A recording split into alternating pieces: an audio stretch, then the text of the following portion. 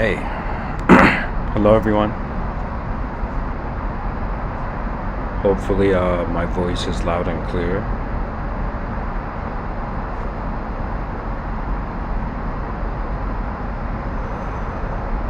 And the audio is adjusted.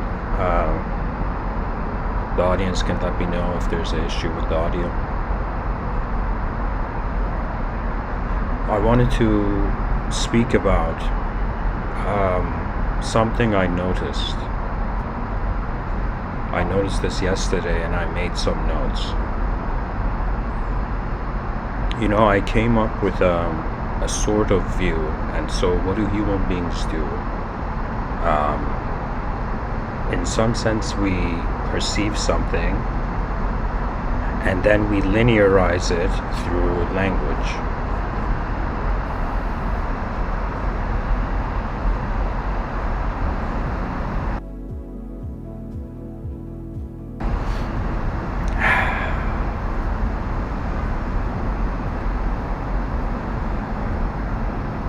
Mr. Within's greater eyes argument.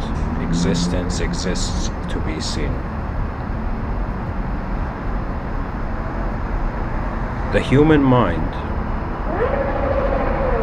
is a development, and it has been developed to observe the environment and to do something with it. If we are to take a materialistic perspective, we start off with evolutionary biology, and we see that some sort of cellular intelligence inspired by the turns of light and darkness.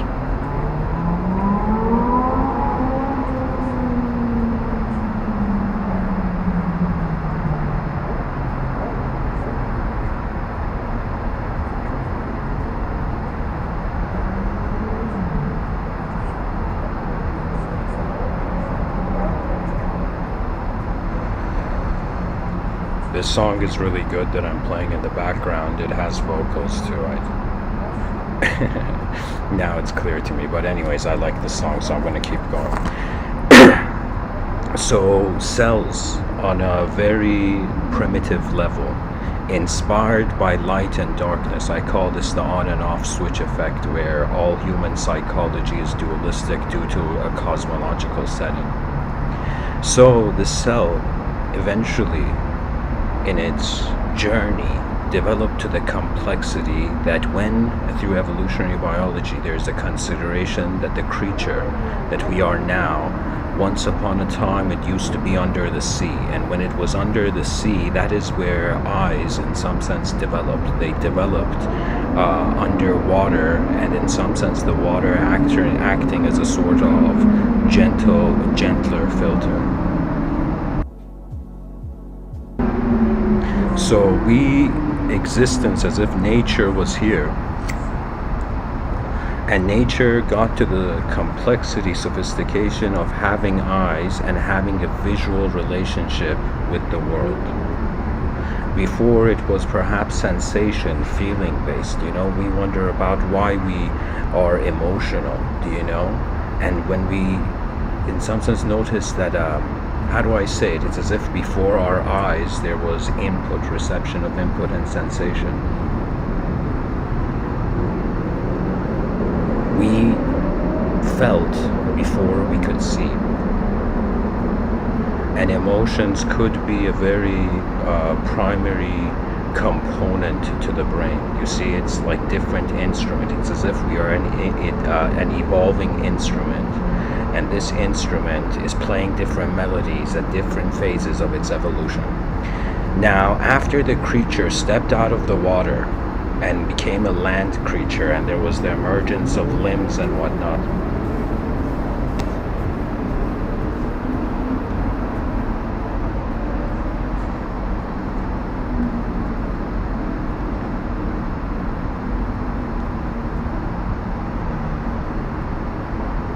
aside from the first portal-like experience,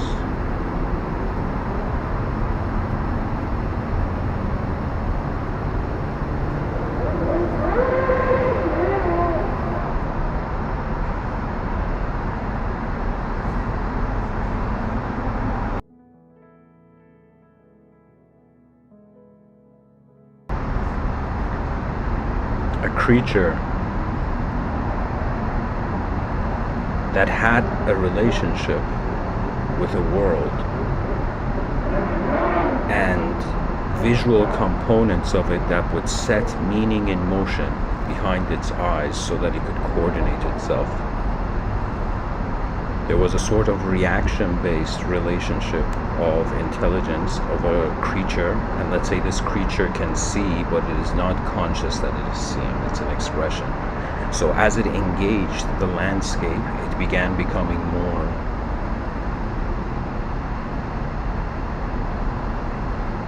in tune with what it is. Now, even though this is a materialistic perspective of how this creature developed eyes and it began seeing and it began engaging with the environment, and then at some point it noticed it's seeing, you know, there have been mystics from 700 years ago, such as Rumi, where he has this poem where he says, I was a mineral, I died as a mineral, became a plant, I died as a plant and rose to animal, I died as an animal and I was man. When was I less by dying? Why should I fear death? I shall die once more as man to soar with angels blessed, but even from angelhood I must pass on to that which no mind has ever conceived. So you see, alongside physical evolution through different instruments of perception, different bodies for intelligence. So we have the materialistic evolution and an immaterialistic evolution, where it's not just the Sufi mystic poet Rumi who's suggesting it. Many other traditions, mystical traditions, they considered it. For example, you look at yoga and Vedanta and Buddhism. Do you know? What you see is that there's a transmigratory shift. It's as if the Buddhist monk spent the whole life, the Zen Buddhist monk, spent his whole life comprehending emptiness and not realizing that in some sense it's repeating. The cycle repeats regardless of how much you notice emptiness.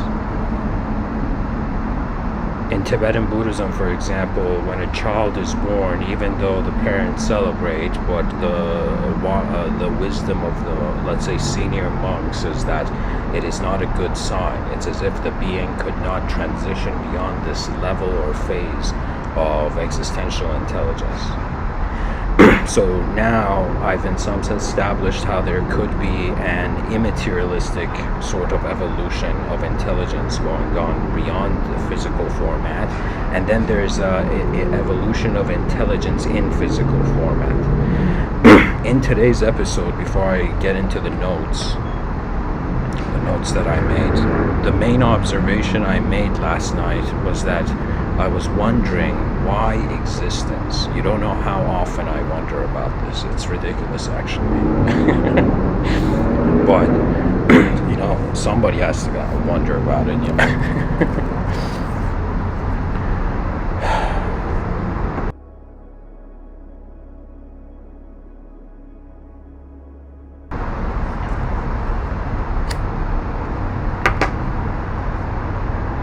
So, existence exists to be seen. And what is the greater I's argument? Last night I was looking at like I ponder often in my balcony. I have a balcony where I live. And I was wondering that why existence? Why do we exist? And it has been some time.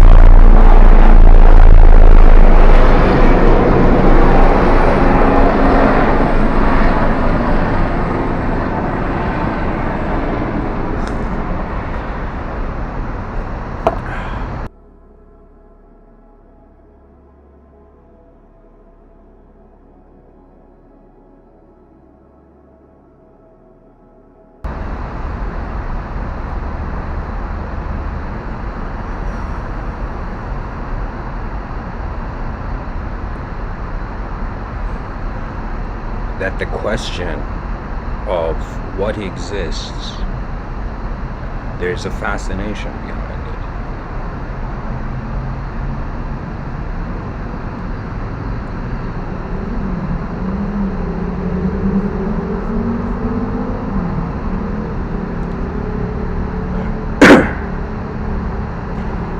Anyways, I'm gonna go through some notes I made.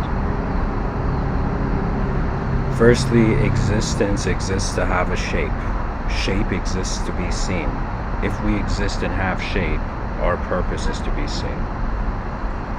This is a confirmation of being seen by greater eyes. This was my conclusion for this episode.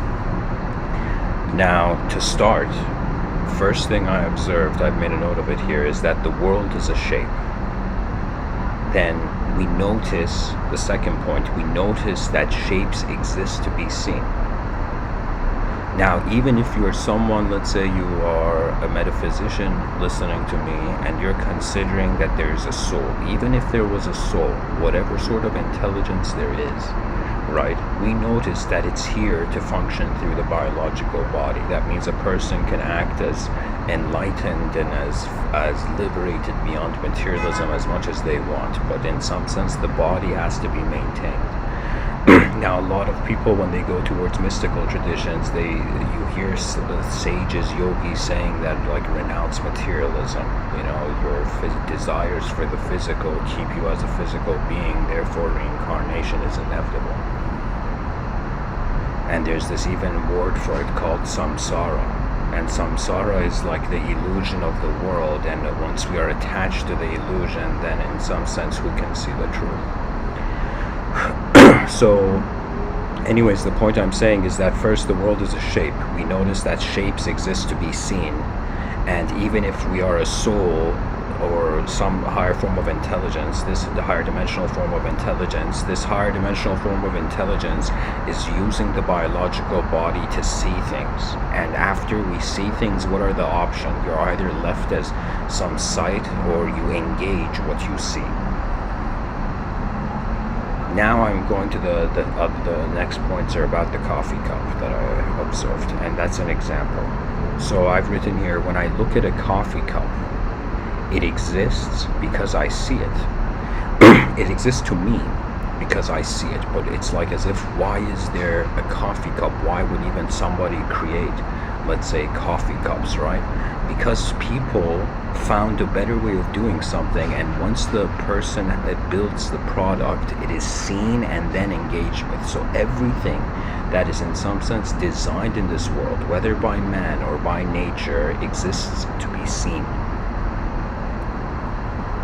Our sight is like a two-sided coin, where one side of it, it's like, a physical reality. The other side of it, who is looking? Why is it even here? You see, the mystery surpasses just ideological contentment. That's the thing about knowledge, actually, that you start off with ideology, and so first you're not questioning, but the questions arise from the ideological system, the story, right? And then, in order to find an answer, or even new answers, one has to go towards the level of unknown experience. One has to go to an experiential point where they're having not just an ideological story-based relationship with what they're observing or seeing, but they require to have an experiential relationship, right? It's like the difference of somebody who hasn't gone skydiving, philosophizing, all right, it's like, this is what skydiving is going to feel like or be like or whatever, right? But the person who's actually gone, when that person goes skydiving, the experience fulfills the story. So in some sense, language and ideology is only there to act as a sort of crutch for direct experience. But once you can run through direct experience, then the ideologies become secondary. They go into the passenger seat of perception. So language is not knowledge. We may know some things from it, but it's not, let me say it this way, language is not experiential knowledge. And that is where the mystery of reality is. And anybody you ever hear the word mysticism, mystics are known as lovers of the unknown. So it's not that they're ignoring what is known. They're wondering about what are the unknown variables in the moment, and how deeply do these unknown variables have the potential to revolutionize or shift the whole perspective of reality. You know, it is very easy to accept something that you see, but to truly wonder about the depth of the sight that is seeing it, it's like another matter entirely. So we go to the next point, and for some reason, guys, the way where my balcony is, you're gonna hear like airplane noises, you're gonna hear train noises, you know. You might even hear coughs from the speaker, you know. So excuse all those noises and realize that we're not here to, the conception is the point to some degree. You know, the ideas are way more important than me and my balcony in some sense. So, there's a bunch of notes to get through. So here, I say when I look at a coffee cup, it exists because I see it. Also, its existential value is to be seen first, then used.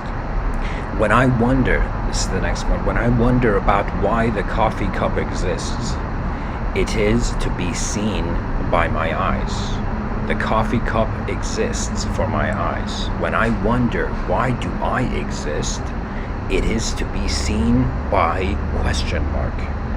And this is where the greater eyes argument comes in, where I'm saying that, okay, so if we are a person, and I'm like right now, I have actually a coffee cup in front of me. You know, so this coffee, this let's say this glass with coffee in it. All right, so I ask myself, why does it exist, right? And I'm like, okay, there's coffee in it, there's this glass, so in some sense it exists to be seen. Firstly, a geometrical relationship with reality, but then I drink the coffee, an experiential relationship with the reality. But now the question's reaching a certain point where I've said here, if a human being sees a coffee cup and we consider the human being to be a higher dimension, and let's say in quotations, a higher dimensional entity or intelligence than the coffee cup. Now, what if humans were in the role of the coffee cup? If they were, their purpose would be to be seen by a human, like in the metaphor would be a human being is seeing a coffee cup. Now you're wondering if I was a coffee cup, because we as human beings have shape, right? So if I was a coffee cup, it's as if what is seeing me, right? So it's a complete shift from this individualistic perspective that we are like the main characters of reality, into realizing that in higher dimensions we are like the side characters. We're actually, it's as if when it's like a two-dimensional being is animate to itself, but to a three-dimensional being it may be inanimate due to the level of intelligence it is seeing, right? So I'm saying that there could be that this whole time every person's like, yo, what's my purpose here? What do I have to do? But we are coffee cups for a greater dimensional framework. We are, it's as if this shifts the meaning of human life, not to that you gotta just live your own life and it's just for your eyes. It's more like our eyes are for greater eyes, or man as he wonders about the greater dimensions of reality. And you find this pattern in mysticism and religion, right? That as this truth seeker went towards the truth, he began becoming a servant of truth. And people were like, why is this person serving truth? Because in some sense it is being used by the greater presence of reality. And when I say being used, that's an ideological relationship. You know, it's kind of like the position human beings are is that we're on a rock in the middle of nowhere. We have 100, let's say, years that we're here. And it's like this temporary system.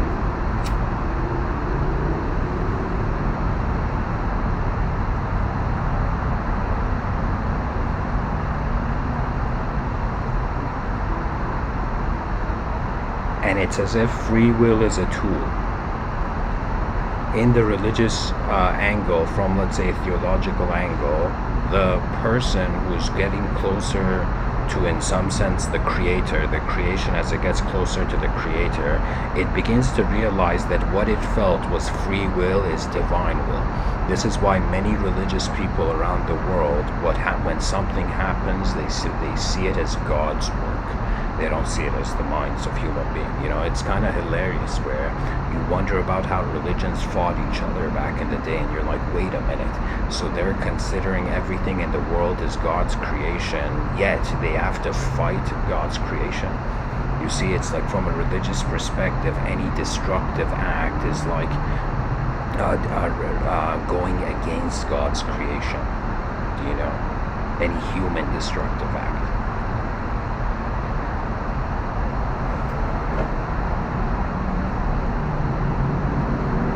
Now,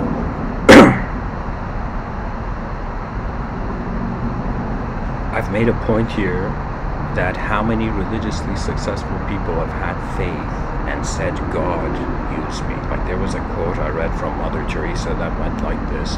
I remember hearing Oprah Winfrey and Steve Harvey, both of them having a religious attitude where they're in like, God, use me for your purpose. And so they reached certain conclusions in their life, right? So there are people who consider a source supreme, and that source supreme, upon one's renunciation of their egoic construct, it's as if God's will is moving them.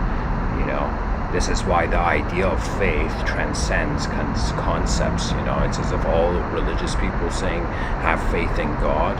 What does that mean? That means have faith in an inconceivable source. So it's like as if trusting the inconceivable.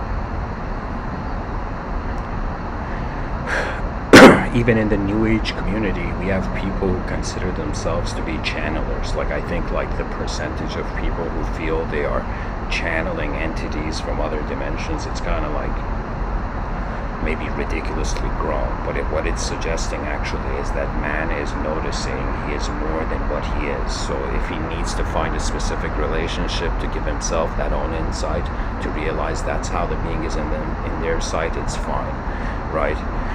But I'll tell you, the nature of reality goes from metaphysical imagery.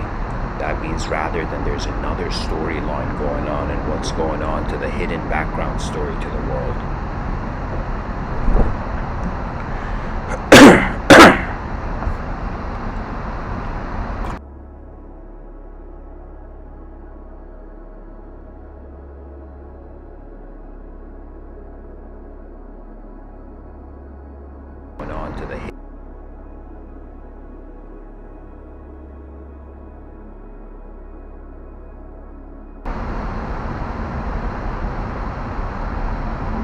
Pretty much this notion that a higher dimensional mind is using a lower dimensional body. There was also this person by the name of Terence McKenna, where he brought up one of the most interesting ways to speak about a metaphysical, this metaphysical notion of a theosophical inclination, where he was saying when you look at, for example, people who they think they're channeling entities from higher dimensions or aliens or whatever, for example, in the Mount Shasta area in Arizona. So it's as if a higher dimensional mind, imagine a 3D mind, is using another 2D body. It's as if like a being that doesn't have a body and it's using a body. So it's as if a greater mind comes into a lesser body. Now there is views where a lesser body, this is what Terence McKenna was suggesting, a lesser body enters a greater mind. And when you wonder about that, in some sense, that is really close to the idea of heaven, the idea of paradise.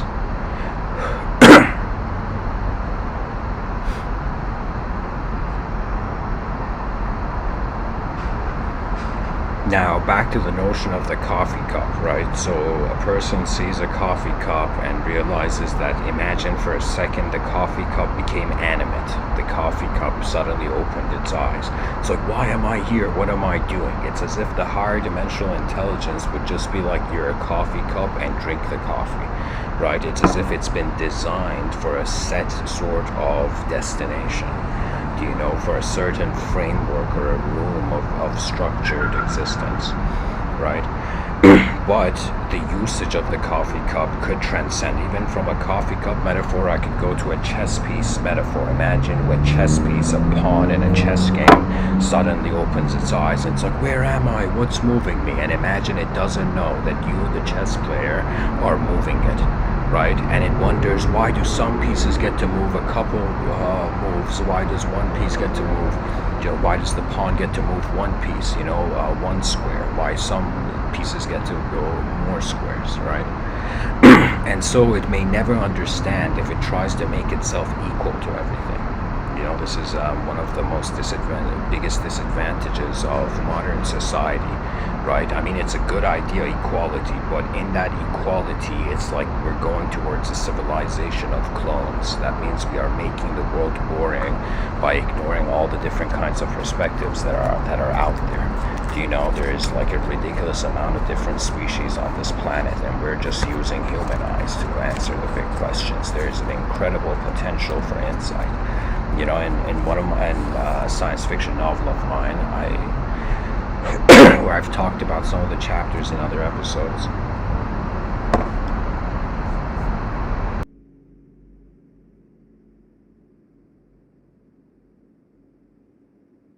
In it, I talk about how in the future there will be technology connected to animals to speed them up towards the evolutionary consciousness of now. And so there was in a novel of mine, I keep saying novel of mine, it's unpublished, but I'm working on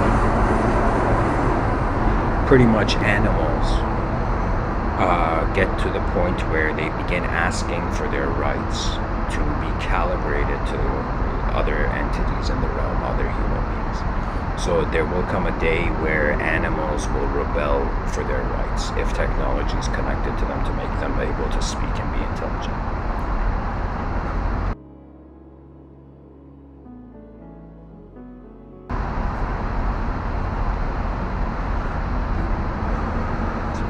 Now, I've written, anyways, just the questioning of the lesser dimension, of the higher dimension. Now I've written, does this mean this whole time, beyond our mind, the higher dimensions have been using the coffee cup? The coffee cup may pray, but what is it designed for? Now, if the coffee cup was conscious or had the capacity to be conscious, it may realize it is not just a coffee cup. However, if you identify as the coffee cup, you will get scared as if you have no choice. But if you identify as the greater eyes using the coffee cup's destiny does not relate to you. Now, could this all suggest that we are not just being used by higher dimensions? Are we the user? Could it be that what God is the self of the universe realized through, a fragment of it? It's like, imagine the universe was an organism like the human being, and where we as human beings are is like the index finger of God. The index finger of this universal organism. Now, how much more is there to the whole intelligence, and how collectively is the whole thing functioning beyond just the index finger? The index finger is connected to the palm, to the arm, and then the whole system functions as one, right? It's like a suggestion that even let's say if there were greater beings in higher dimensions and they were breathing somehow, it's as if our work and their work is happening in the same moment. This is the power of the here and now, right? This is the power of going into one's presence, and it surpasses the ideological framework of time and space and matter, because when matter changes in space, we pinpoint and we create reference points out of it, and then we have time. So change is happening, and we're saying what's changing? Time's going forward. But now let's say that you are a coffee cup, or you're a person who's like, wait a minute, existence seemed to be designed to be seen, right? It's as if, how ridiculous would it have been if there was not the intent for the evolution of eyes, and there was so much beautiful things in the world, right? This world is like a theme park, a playground, and a ridiculously infinite art gallery. And so there needs to be someone to see the artwork. So that is one of the greatest mystical clues we get in regards to what's going on here, is that first there is a geometry to the realm. This geometry exists, And because it exists, it can be seen. But now what's fascinating is that a part of existence separated from the whole thing just to be able to see all of it, right? So it's as if we were nature and now we are looking at nature. That's an incredible shift.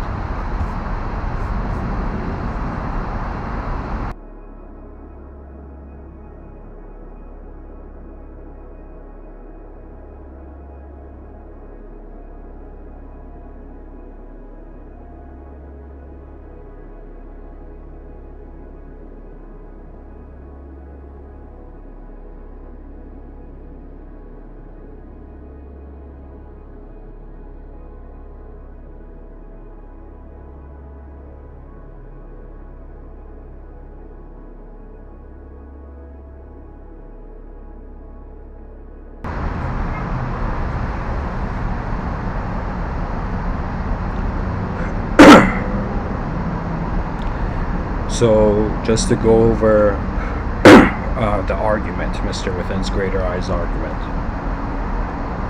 I've written here, I see the coffee cup, it has shape. I notice I have shape too. Then the question comes, what is seeing me? Because I know I am not the coffee cup, what is seeing me also knows it is not me. What an infinite array of observers of coffee cups have in common is the awareness I am not the coffee cup. What is common is observing the lesser dimension. And there's a clue here in regards to, I've written here just clue in brackets, where God is watching its creation. Isn't that remarkable? Just like how somebody creates a coffee cup and watches it and then uses it, it's as if like our dimension of existence has been created from the religious narrative in regards to like through the religious narrative, its meaning would be to be used by God. That means it's as if we, even though we are at a phase in human history where there's individuality that's important, it's like the special phase of individualism.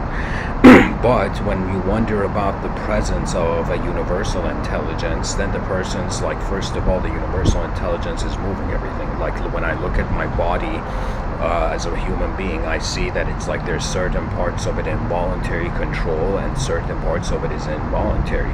We gotta, in some sense, we say, at least we have this perception where we say we gotta think of doing like the person thinks of getting a glass of water, right? And then their hands move. Right, so we have certain control in moving certain parts of our body, but we can't suddenly stop our heart from beating. Like it's not a innate biological ability, right? It's as if certain things in nature are just happening regardless, you know.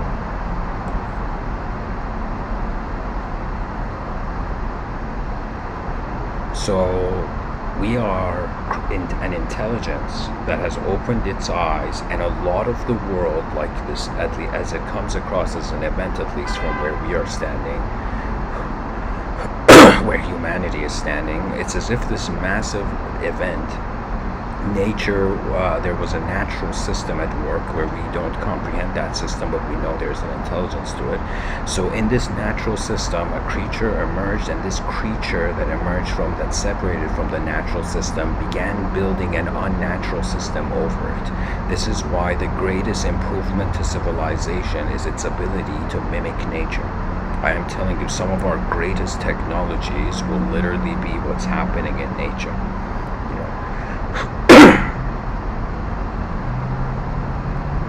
I remember I read this thing, there was this smart kid, really smart young kid, who he could set solar panels like leaves on a tree.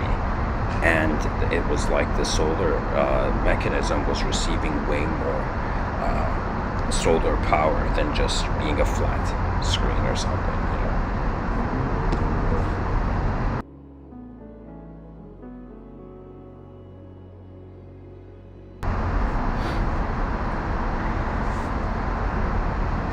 I mean, a flat screen depends what's around it, its value. But anyways, it was as if solar panels were placed like leaves on a tree. That's the idea.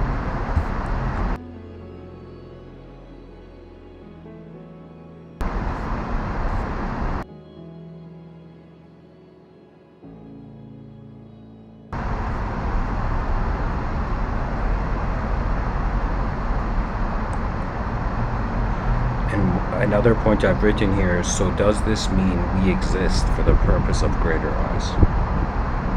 If there is a chance that the higher dimensions perceive us as inanimate, or they perceive us but we're a lesser dimension of intelligence. There was this mathematical idea where it's as if like we see something, we see reality in 3 dimensions, but a 4th dimensional being would be able to see anywhere in 3 dimensions, geometrically speaking. The example being a cube and then being a dodecahedron.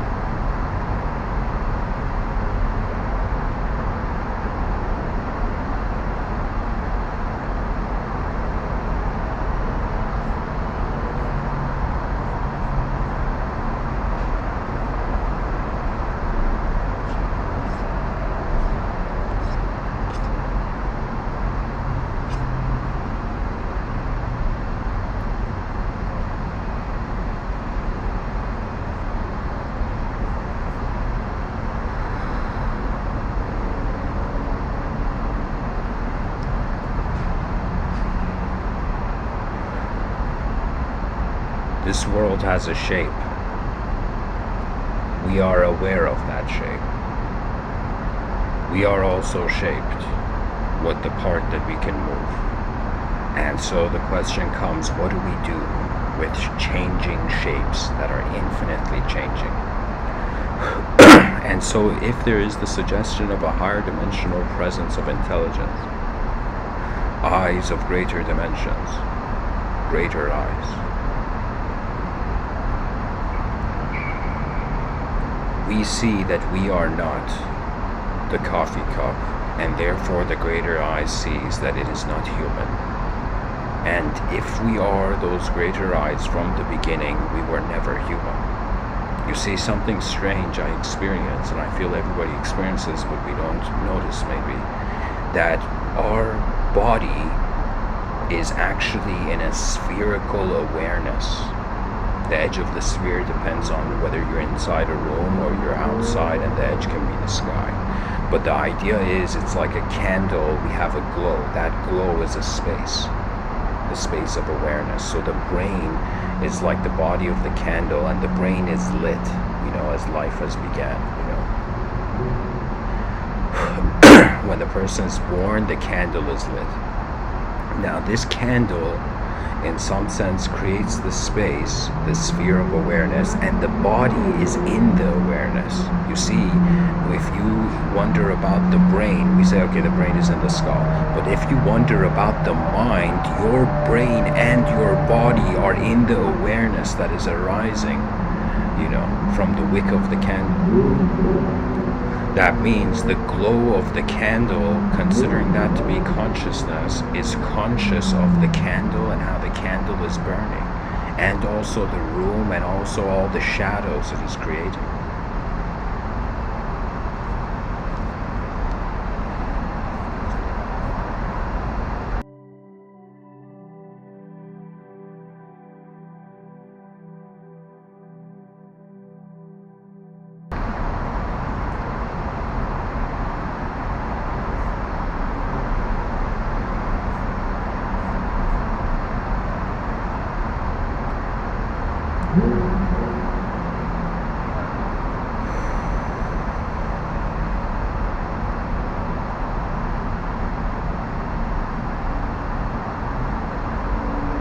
So this awareness is holding the body, and the body, the brain, is holding the awareness.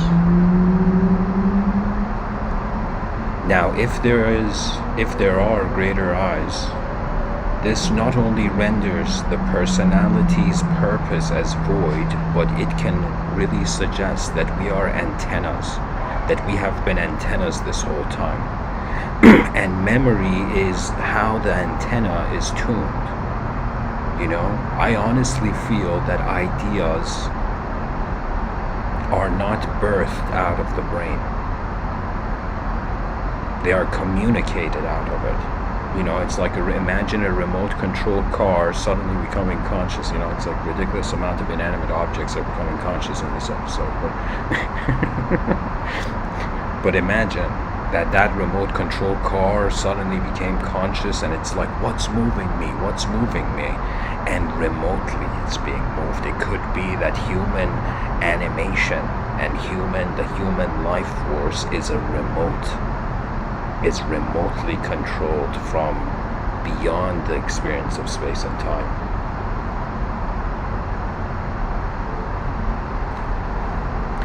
The implication of this greater I's argument would be that the first implication is that, okay, so we are not our sight. Our sight is for the utility of, let's say, greater sight. Do you know? And even if you realize, let's say, the idea of, like in New Age community, they say the higher self. Let's say you realize your higher self, then how were you ever your lower self? You see?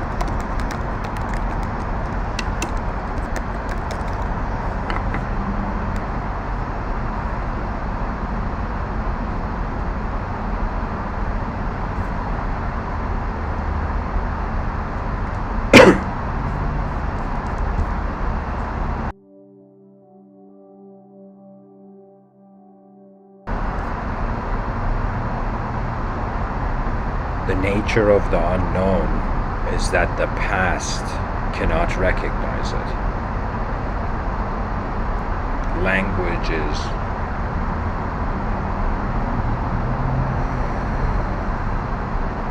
temporary reality, is a substitute for reality. It is not reality. What is going on here in this realm from a mystic's perception is that an unknown attention is looking out through a known body, and its ability to change things, to move and in some sense become animate, is instantaneous.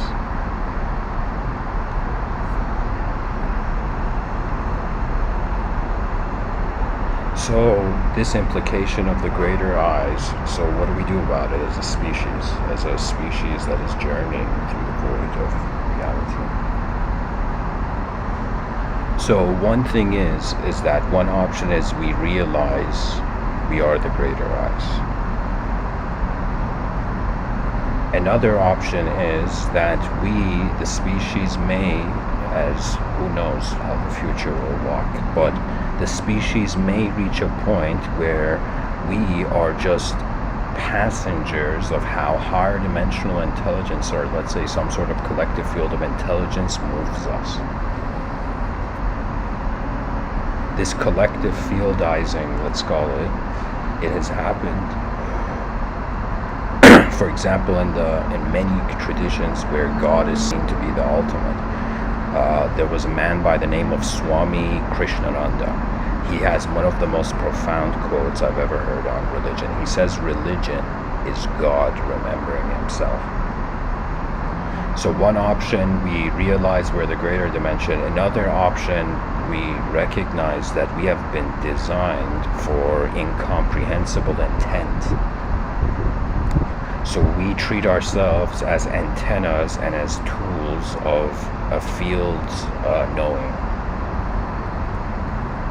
We are pretty much trumpets of the great victory of, a cosmic field. We are a collective. Our presence is collective.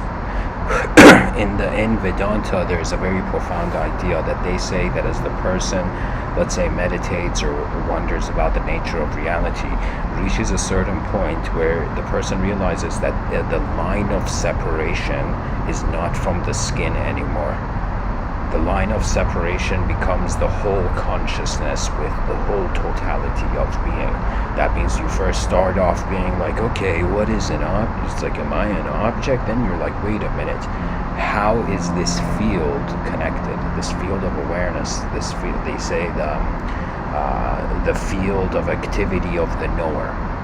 How is that within the whole system's intelligence, with the whole thing, right? Because the easiest thing is to say the room is empty. I mean, it's like so many people have done that. It's not an innovation anymore, right? It's like as if the easiest answer is like, it's nothing there, man, you know?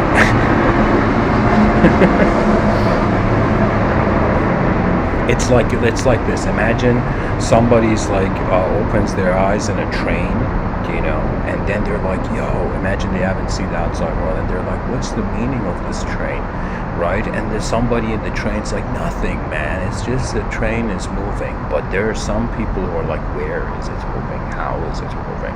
Why is it moving? You see, these questions are like the roars of an unknown soul in the trenches of a known ideology that is trying to cage man. You see, the easiest, this was magic. I don't know if people realize this, but magic back in the day was how language was such a new technology that when people didn't know how to use it, they were enslaved by it. You know, it's like their objective slavery in great cultural and social developments. We were like, yo, that's messed up, stop it. You know, Abraham Lincoln did something about it.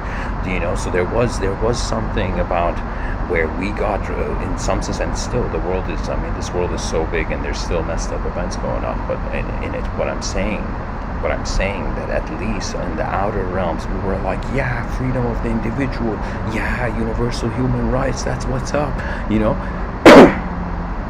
The universe deserves to be free. Now, then, you ask, what about subjective slavery? And this is the sad truth of reality. And whoever you are listening to me, ask this from yourself. Are you a slave to any subject? And so that takes the person to a point where they're like, could it be that my whole life has been functioning through a narrow filter of a story? I'm telling you, mysticism begins when you realize life is more than a story. Or what has been looking through your eyes is not a concept.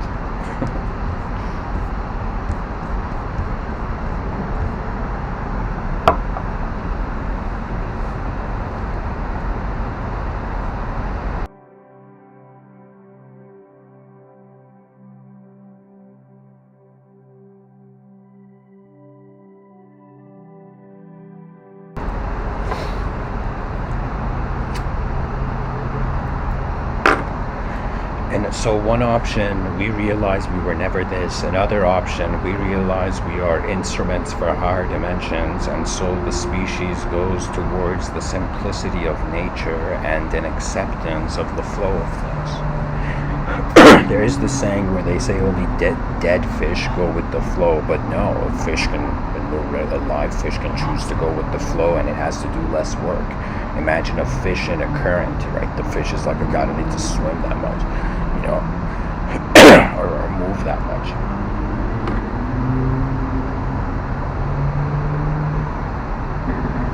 The third option is that we realize we are an instrument, and we wonder about what is using this instrument and develop co-creative, agreed upon relationships. That means it's as if a 2D entity noticing there is 3D, but it can't comprehend it. So what it does is it, in some sense, creates a two-dimensional system where the three-dimensional entity can move it, and in some sense, a way of meaning can arise.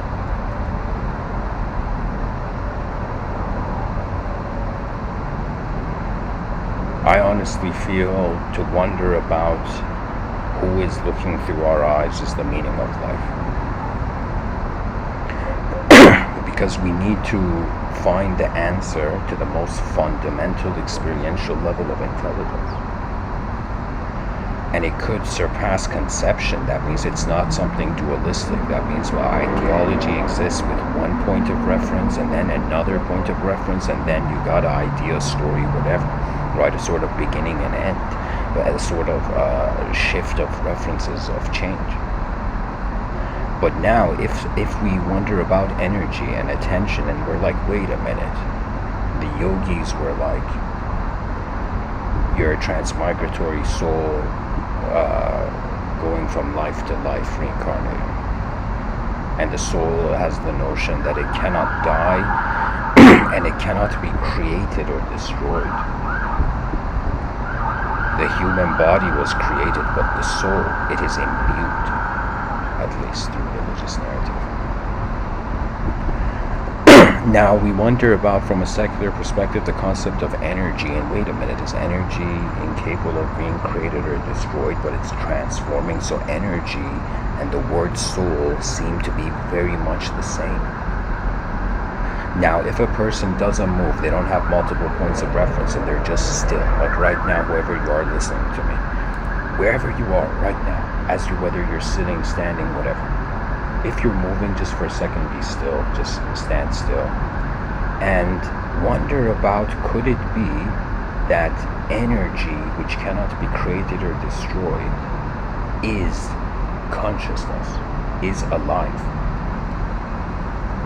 We think that energy, just in a complex, let's say sophisticated cellular structure, is imbued with consciousness. But if we take the materialistic perspective, where I said that we're kind of like two crossroads at the beginning of the talk, materialistic perspective and materialistic. From the immaterialistic perspective, if energy and if consciousness is energy, so in some sense, there has been, I shouldn't say consciousness, if awareness is energy, then awareness, even prior to the consciousness that arises from the body, is there. So it's another way of how the mystics would say you are a presence, a living presence, beyond a living personality or a just a subject. The presence is the whole moment. So it's as if there's a sphere around the human being. The human being thinks it's in the sphere, then it realizes it is the sphere.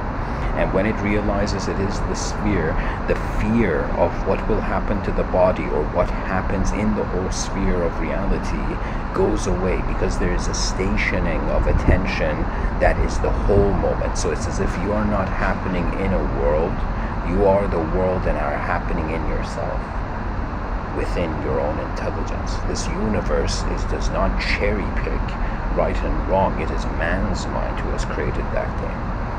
And realistically, it is just an event. It is a great happening or a grand happening.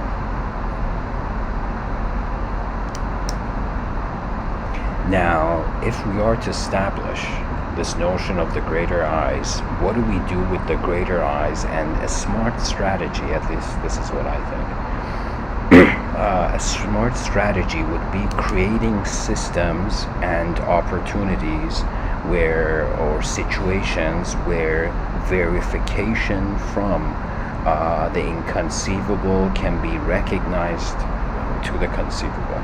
So what does this mean? This means that I remember I wrote this book. I'm working on my library, all the books I've written, they're going to be published soon. Mr.Within's library, remember that phrase?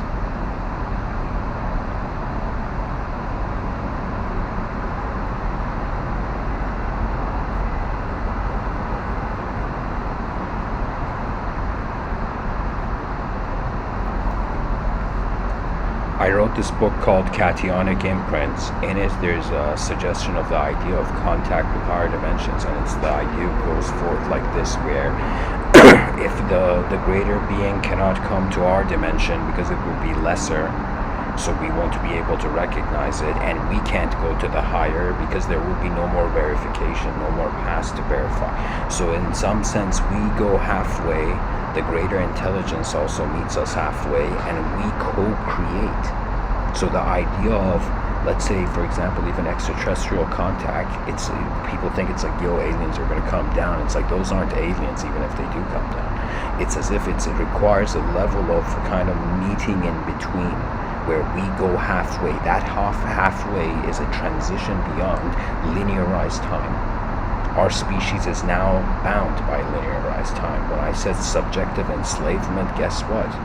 Time. Time is subjective slavery, especially in culture and society. You are late, you lose. That is the kind of world we have made, where we are in a rush, but we're here for a little while, and rather than living like tourists in an efficient system of the world civilization, an advanced civilization, enjoying our time here and having things happen in regards to strategic efficiency rather than hurried inefficiency. You know, it's like, what is the rush? Everybody's walking to their graves, are they not?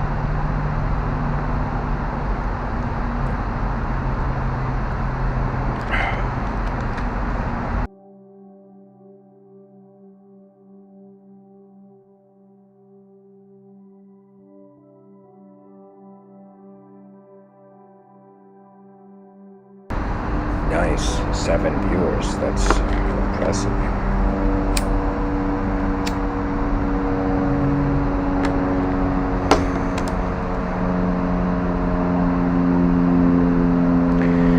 It's a blessing to be alive, and it is a greater blessing to understand it.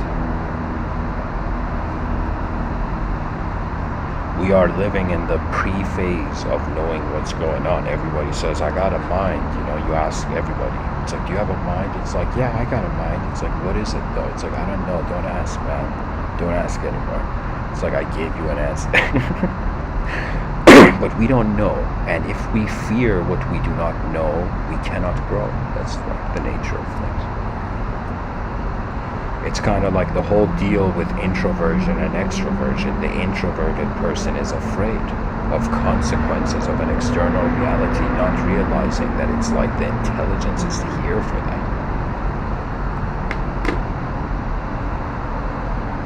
So, in establishing the sort of middle ground between potentially greater eyes and our own eyes, we have to shake our dimension. So it's as if a bunch of two-dimensional, so when I say two-dimensional, three-dimensional, I should have probably shared the story of the flatlands. Guys, the flatlands is this notion. It's the story.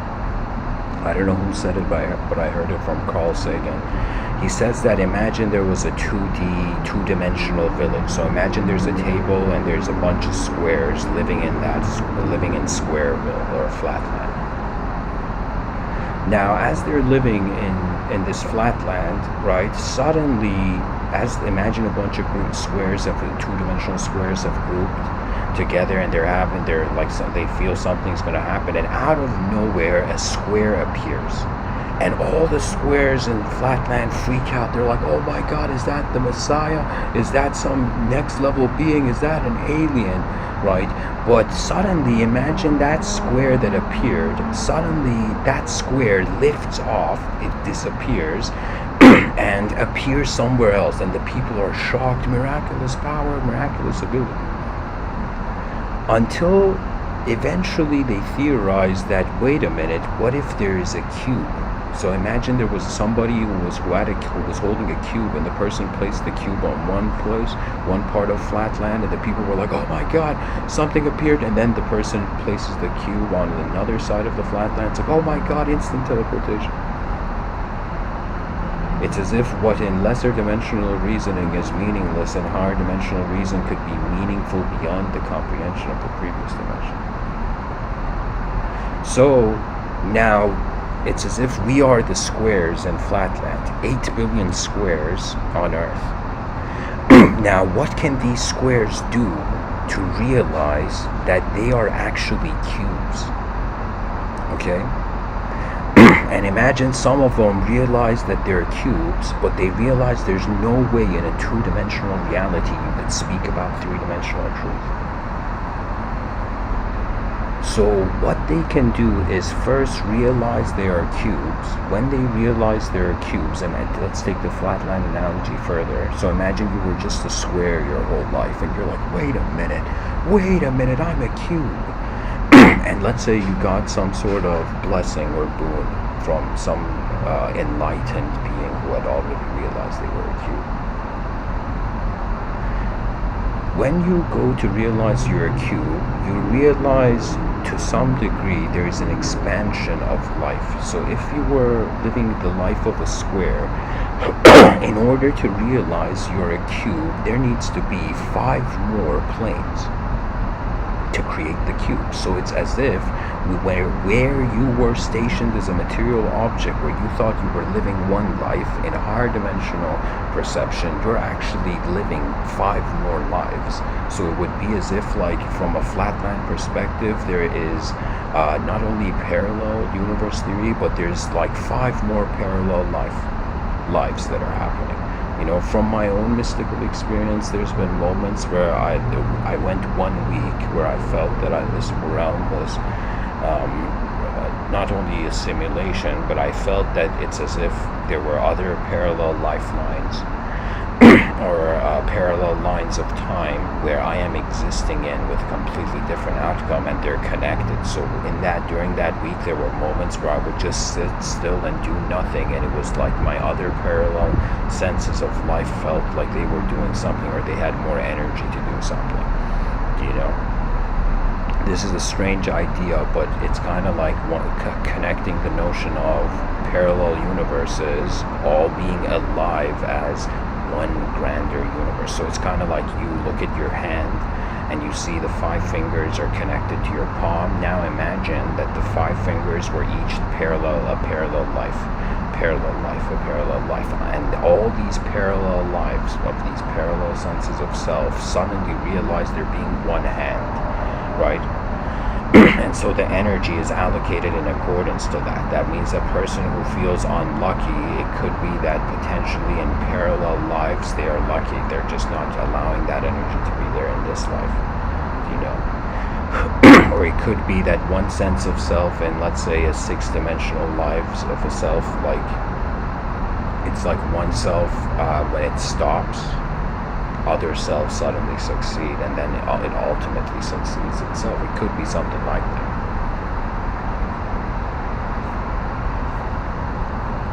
So we, as creatures or as coffee cups of our own, while the coffee cup is being used, there may come insight. So the squares realize they're all cubes, and once they all realize they're cubes, the greater dimension of reality becomes the new normal. So it could be that it's normal now to just be some object that somehow became a subject to itself, and that subject is moving the object in a mysterious way. But it could be that it's like we move beyond that. We reach the yogic insight that the seer of the seen is unseen. Therefore, there is that which is aware of the object and subject simultaneously is neither an object or subject. So the question comes, how do we build an advanced civilization? What do we do, right, for objects and subjects when their presence surpasses them, right? So this would suggest that either our species really technologically tries to get there, or in some sense we revert to nature's hidden ways. Nature's hidden flow comes to the surface, therefore revolutionizing reality. I remember I had a dream years ago, I said in one of the talks, where in the dream I was running, and suddenly I literally, in a kaleidoscope fashion, I turned into 3 people in the dream, and each perception, screen of perception, was simultaneously there. So if I was to give you what I experienced in the dream, it would be equal to this. Okay, it would be as if you are looking at one screen. Okay, first person point of view. That first person point of view turns into 3 first person point of views, which are all being witnessed at the same time through a greater point of view. You know, we think about human beings, interacting with other human beings, but I feel there could be a possibility that metaphysics reaches the point where we are interacting with our own self in other ways. You know, I'm that person who I think both the New Age community and the secular community are like, yo, who's this guy? But I have this view in one of the talks I shared, where it's my theory that when people perceive to be guardian angels or spirit guides, those spirit guides, the only way they know how to guide them is because the spirit guide is their future self. And if in the future we realize that we are a collective being, collective presence beyond space and time, therefore it's as if the singularity of the universe can guide any part of itself in any moment. You know, it could be man's mistake that we think we are intelligent and the world is not. It's like, who says? How do we know? We emerged out of that inanimate. You know, we became animate in an inanimate field of place. Like, that is not only mind-blowing, but it's mind-transcending.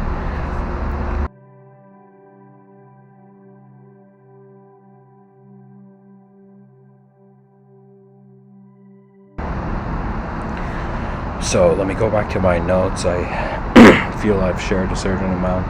I'll say a few more things about what the systems we can build.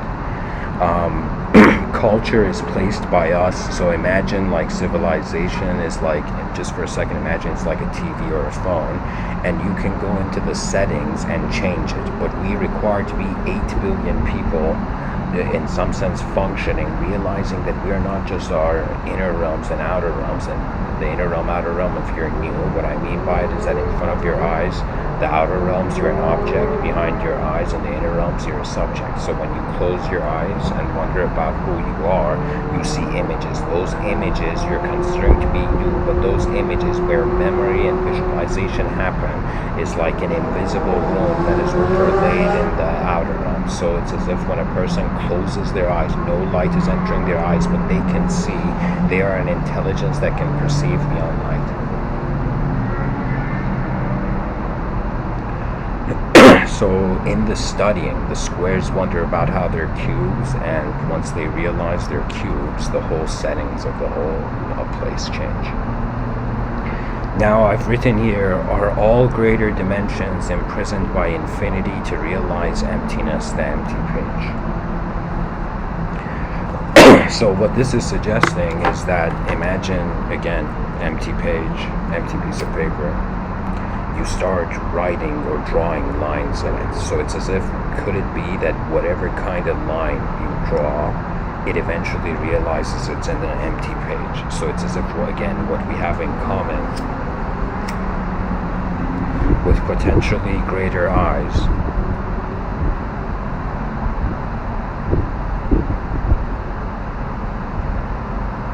is that that greater sight knows it is not us, and we know we are not us. And that, the greater eyes also knows it is not what it's seeing.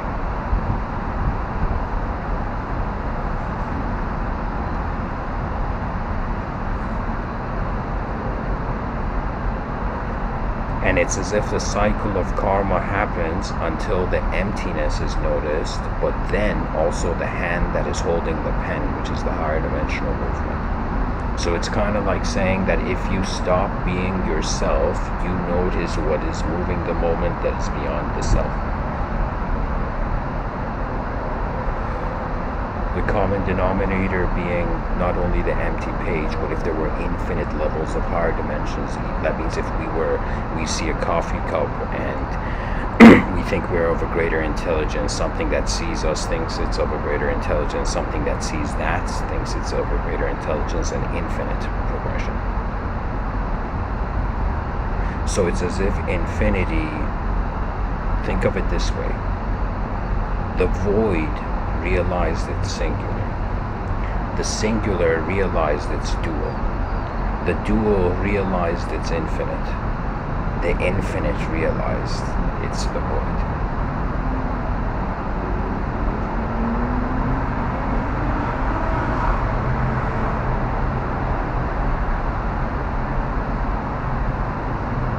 And once you reach the point where you're like, wait a minute, so this show of life that I'm in, this world I'm in, it's infinitely changing and happening. Why?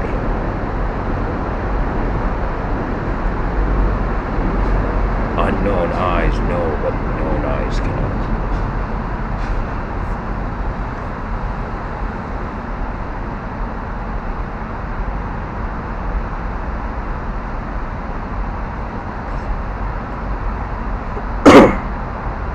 There's a quote by a person called RuPaul, I don't know who he is, but the quote's nice. He says, when there are no words, let your eyes do the talking.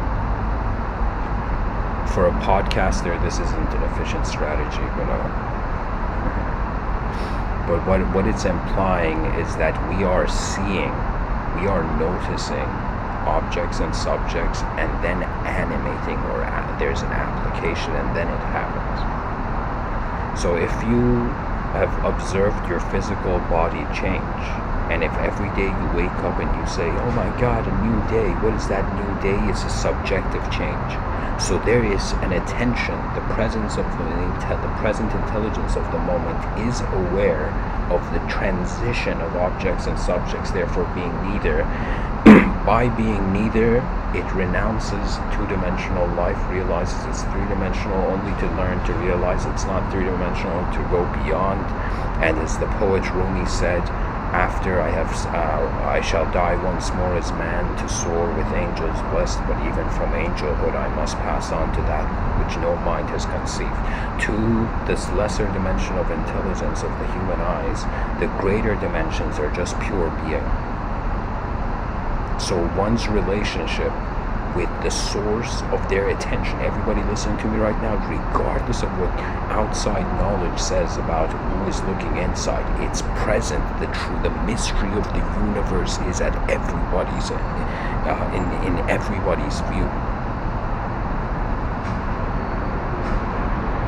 Our eyes do not just hold the secret of reality, they are the secret, regardless of how change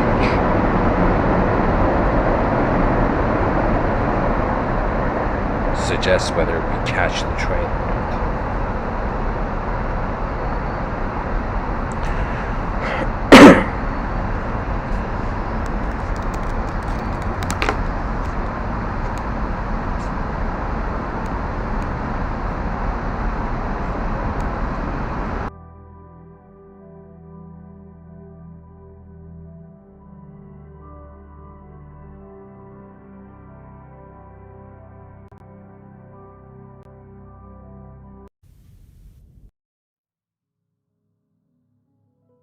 Before I end off, I would like to go into a quote tunnel.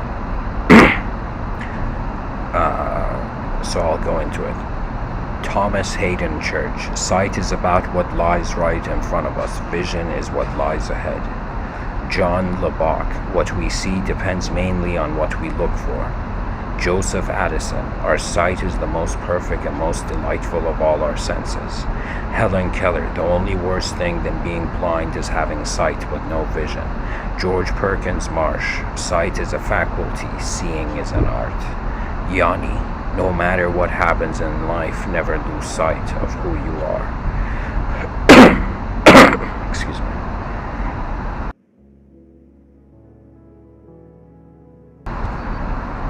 Mao Zedong says, in time of difficulties we must not lose sight of our achievements. Heraclitus, thinking is a sacred disease and sight is deceptive. Anne Patchett, never be so focused on what you're looking for that you overlook the thing you actually find.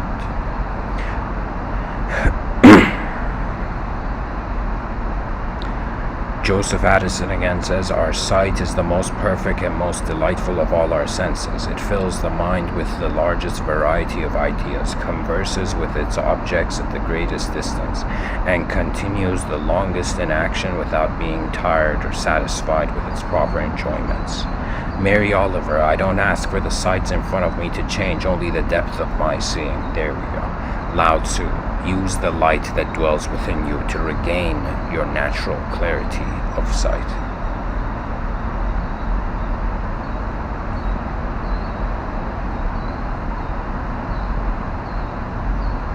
And Andre Gide says, one doesn't discover new lands without consenting to lose sight for a very long time of the shore. Vincent van Gogh, for my part I know nothing with any certainty, but the sight of the stars makes me dream. Albrecht Dürer, sight is the noblest sense of man. Louis Zukowski, sight is where the eye hits. Louis Louise Hay, I awaken today appreciating everything in sight, and I give thanks. I give thanks.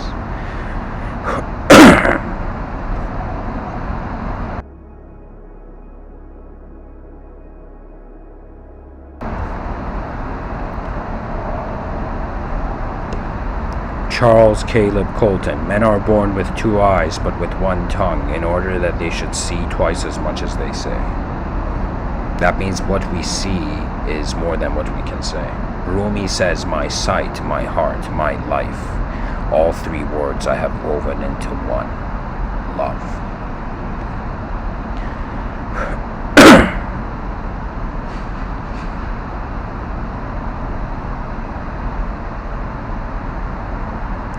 Mario Andretti says, circumstances may cause interruptions and delays, but never lose sight of your goal. Ayn Rand, it is my eyes which see, and the sight of my eyes grants beauty to the earth. It is my ears which hear, and the hearing of my ears gives its song to the world. It is my mind which thinks, and the judgment of my mind is the only searchlight that can find the truth. It is my will which chooses, and the choice of my will is only the edict I must respect. Desiderius Erasmus, in the kingdom of the blind, the one-eyed man is king. Some pirates are like cheering right now.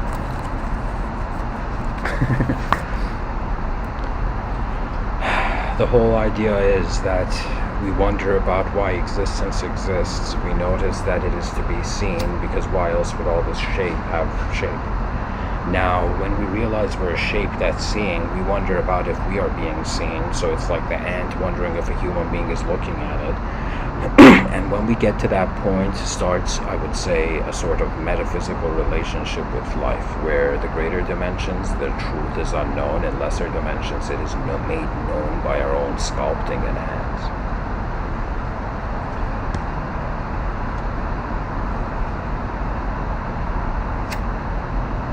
Guys, these quotes are, so a quote tunnel is a part of this. It's like a part of these episodes where I find just a bunch of quotes on a certain theme or a certain person in history, and I just share them so we get a sense of how eyes have opened before our eyes did. Or how else the eyes have opened. You see, my personal view is that truth is beyond language, but language is what we can work with right now.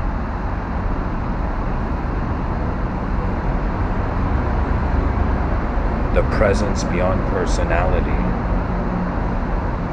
is a suggestion of how attention is unknown, and when it moves, it becomes known.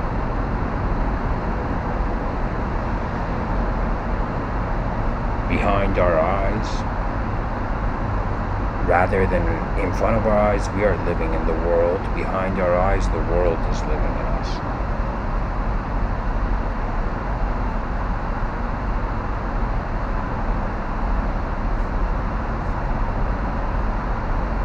Once we remember, we are everything.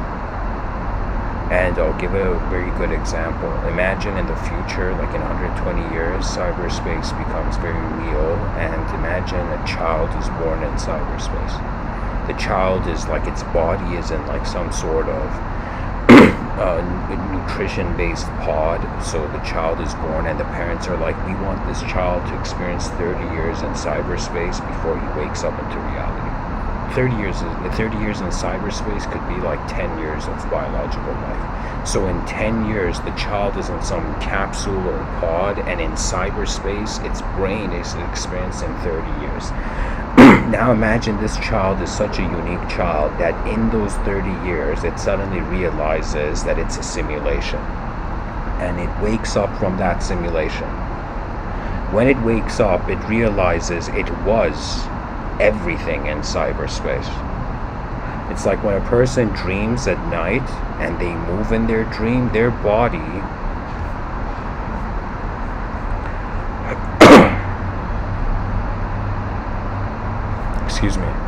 their body is sleeping in the bed, but the mind, or what we call the mind, is generating a body for them, and they move. They're moving as an embodied mental being. So dreams are a way where we live as our inside our mind, as an embodied or a point of attention. So when you wake up from the dream, you are not the person in the dream. But when you were in the dream, you were experiencing the whole dream as reality. So it could be that this reality is a dream for dimensions that surpass time and space, but they are fathomed from there. So it's like if I was to imagine a character, and that character I imagine suddenly noticed I'm imagining it, it would reach a point where it would have to accept the nature, its simulated nature, right? People are trying to find truth, never wondering if they are the illusion. So this mystery of the eyes is rooted beyond our fathomable content with conception. And so, the simplification of the greater eyes argument. I see a coffee cup, the coffee cup has shape. I notice that I am noticing a greater intelligence than the coffee cup. Therefore, if I was a coffee cup, what is seeing me? Therefore, rendering a purpose, an unknown purpose, and utility to the life that surpasses anything the coffee cup or the person sees. That means the purpose of life is beyond our sight, but our sight is used as it, you see, or I could say, I shouldn't say beyond our sight, the origin of our sight is beyond our sight.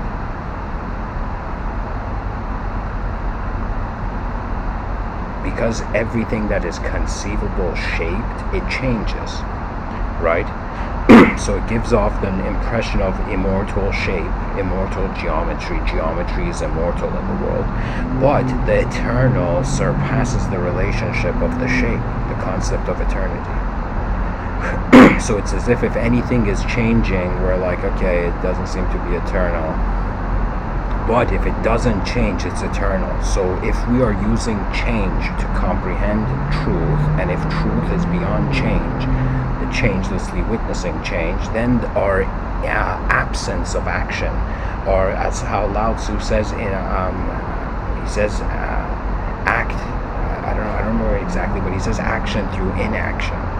That means the less you do, the more you're being a cube. The more you do as a square, live the life of a square, of course, you only see the square.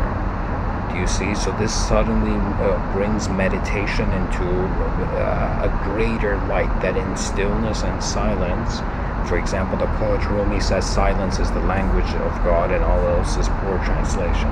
So in silence and stillness, we realize that we are observing the coffee cup that we think we are. Freedom beyond our eyes could surpass human purpose. And this is just, I would say this would be my contribution to humanity in this episode. So anyways, thank you for listening. And existence exists to be seen, and sight leads to utility.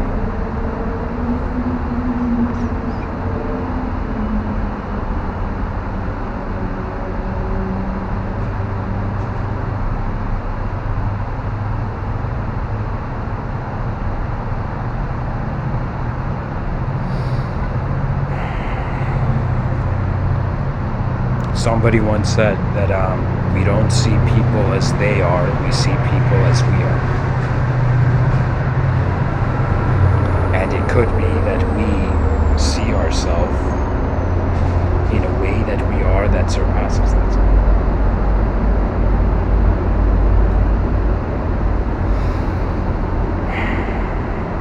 Thank you for listening. I hope this episode was helpful. Much blessings and namaste.